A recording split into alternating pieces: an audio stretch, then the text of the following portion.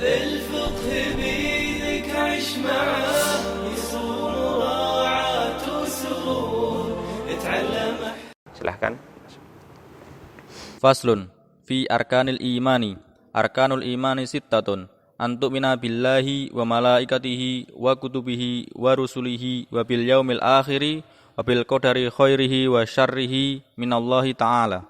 Ya, ini pembahasan baru mengenai rukun-rukun iman. Rukun-rukun iman maksudnya adalah pilar-pilar yang mana keimanan dibangun di atasnya, iman dibangun di atasnya. Ini juga diambil dari hadis Jibril, ya, ketika mendatangi Rasulullah SAW, ketika ditanya wamal iman, apa itu iman? Ya, Nabi SAW menyebutkan keenam perkara ini. Ya, yang pertama untuk minabillah, iman kepada Allah Subhanahu Wa Taala, baik mengimani kerububiahan Allah Subhanahu Wa Taala, meyakini bahwasanya Allah itu adalah pencipta, Allah yang mematikan, Allah yang menghidupkan, Allah yang memberi rezeki, Allah yang memiliki alam semesta ini. Atau mengimani uluhiyah Allah Subhanahu Wa Taala, artinya meyakini bahwasanya tidak ada zat yang layak atau berhak disembah kecuali Allah Subhanahu Wa Taala, dan bahwasanya sesembahan selain Allah Subhanahu Wa Taala adalah sesembahan yang batil.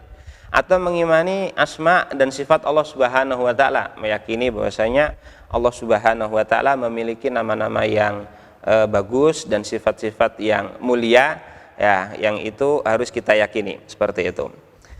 Wa malaikatih, dan iman kepada malaikat Allah Subhanahu Wa Taala. Malaikat yaitu makhluk Allah Subhanahu Wa Taala yang diciptakan dari cahaya, yang dia tidak pernah membantah perkataan Allah Subhanahu Wa Taala dan tidak pernah melawan perintahnya. Kita mengimani malaikat-malaikat Allah Subhanahu Wa Taala, baik iman secara global atau iman secara terperinci. Maksudnya iman secara global adalah kita meyakini bahwasanya Allah Subhanahu Wa Taala menciptakan malaikat karena sebuah hikmah yang Allah inginkan, dan Allah menugaskan mereka untuk job-job tertentu. Sebagiannya kita ketahui, sebagiannya hanya Allah Subhanahu Wa Taala yang mengetahui. Ya, baik malaikat yang Allah sebutkan secara terperinci lewat Al-Quran atau disebutkan oleh Rasulullah SAW lewat sunnah-sunnahnya, atau yang tidak Allah sebutkan, itu wajib kita imani. Sekali lagi, baik iman secara global, secara umum, atau iman secara terperinci.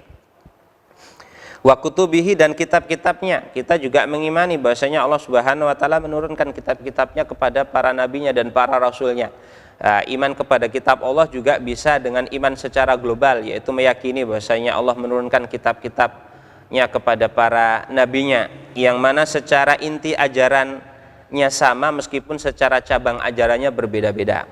Dan kita juga meyakini secara terperinci bahwasanya Allah menurunkan Al-Quran, Allah menurunkan Injil, menurunkan Zabur, menurunkan Taurat, menurunkan Suhuf Ibrahim, dan menurunkan Suhuf Musa kepada sebagian para nabi, kepada Nabi Muhammad, kepada Nabi Isa, ya, dan yang lain sebagainya. Wa rusulihi, begitu juga beriman kepada para rasulnya, ya. Rusul itu jamak dari kata rasul. Rasul itu adalah seorang laki-laki yang merdeka, ya, seorang laki-laki yang merdeka, yang dia berasal dari keturunan yang baik, artinya tidak terlahirkan dari nasab zina, bapaknya pekerjaannya juga baik, ya, yang Allah Subhanahu Wa Taala beri wahyu berupa syariat, dan Allah memintanya untuk menyampaikan kepada umatnya, itu namanya rasul. Kalau tidak diminta untuk menyampaikan syariat tersebut, maka namanya nabi, ya. Itu perbedaan antara nabi dan rasul. Kita mengimani, ya, rasul baik yang disebutkan secara nas atau yang tidak disebutkan, baik secara terperinci atau secara global. Wabil yaumil akhir, dan hari akhir. Hari akhir itu dinamakan hari akhir karena hari itu tidak ada malamnya. Itu hari terakhir, siang terakhir, bisa dikatakan seperti itu. Ya, maksudnya di sini adalah hari kiamat. Ya, rentetan kejadian dari mulai seseorang mati sampai nanti rentetan kejadian terakhir. Yaitu harus diimani, ya. Wabil qadari khairihi wa syarrihi, dan iman kepada takdir, baik takdir yang baik ataupun takdir yang buruk, keseluruhan dari Allah Subhanahu Wa Taala.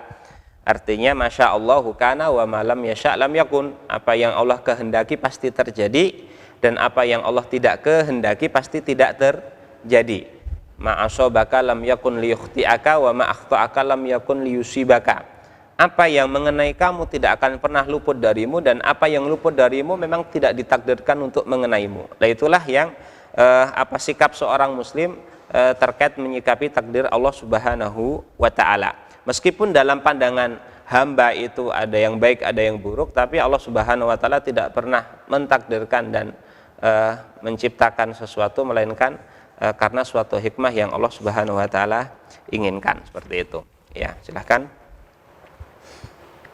Faslun fi makna la ilaha illallahu wa makna la ilaha illallah la ma'buda bihaqqin fil wujudi illallahu. Iya, maksud dari la ilaha illallah, kalimat tauhid ini maksudnya apa?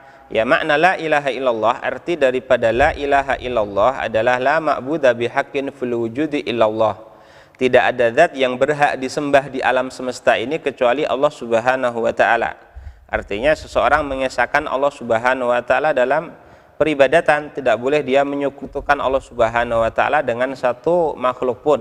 Karena hakikatnya sesembahan-sesembahan yang disembah oleh manusia selain Allah Subhanahu wa taala itu adalah makhluk Allah Subhanahu wa taala, dan itu adalah sesembahan-sesembahan yang batil, seperti itu.